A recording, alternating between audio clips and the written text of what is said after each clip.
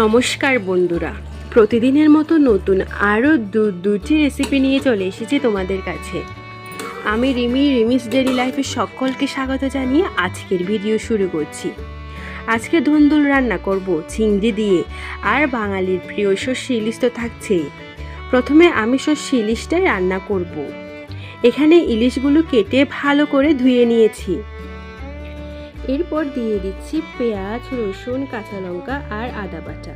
তারপর কুচনো পেঁয়াজ সামান্য করে, পরিমাণ মতো লাল লঙ্কার গুঁড়ো, হলুদের গুঁড়ো, স্বাদ মতো লবণ আর মশলার গুঁড়ো, আর কিছুটা তেল। বেটে রাখা সর্ষে বাটা বেশ খানিকটা দিয়ে দেবো, যেহেতু এটা সর্ষে ইলিশ। সবগুলো উপকরণ একসাথে ভালো করে মেখে নিব আলতো হাতে।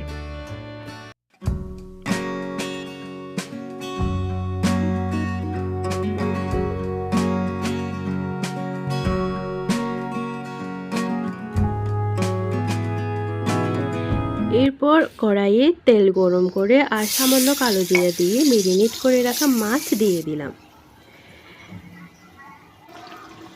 এরপর একটু ফুটে গেলে তারপর কাঁচা লঙ্কা আর সরিষার তেল ছড়িয়ে দিয়ে বেশ কিছুক্ষণ ফুটিয়ে নিলেই রেডি ভোজন রসিকদের প্রিয় সর্ষে ইলিশ।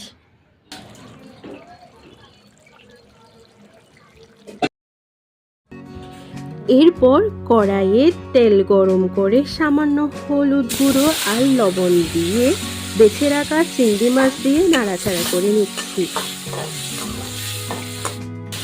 এরপর কুচনো পেঁয়াজ কুচি ছড়িয়ে হালকা করে আবারও ভেজে নিয়েছি।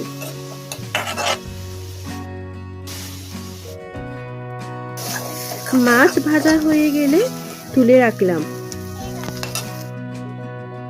এরপর কড়াইয়ে আবারও তেল গরম করে তাতে পেঁয়াজ, রসুন আর আদা বাটা দিয়ে মশলার কাঁচা গন্ধ না যাওয়া পর্যন্ত বেশ কিছুক্ষণ ভেজে নিচ্ছি।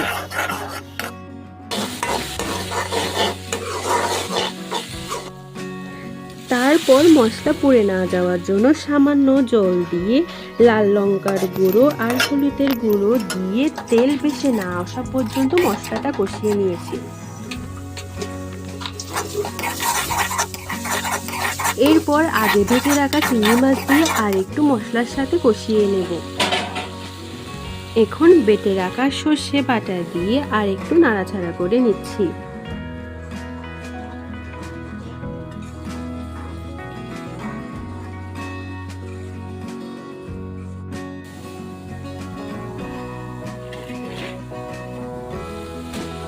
এরপর কেটে রাখা ধুন্দুল দিয়ে দিচ্ছি মশলার উপর। একটু নাড়াচাড়া করে স্বাদ মতো লবণ দিয়ে দিলাম। একদম পানি দেওয়া যাবে না। এই যে ধুন্দুল, তার থেকে দেখো কি পরিমাণ পানি বের হলো। এই তো, খুব বেশি সময় লাগে না, সামান্য ফুটে গেলেই তৈরি হয়ে গেল স্বাদে দুর্দান্ত, স্বাস্থ্যকর, গরমে পেট ঠান্ডা রাখার রেসিপি চিংড়ি দিয়ে ধুন্দুল। তোমরা কেমন হয়েছে জানিও।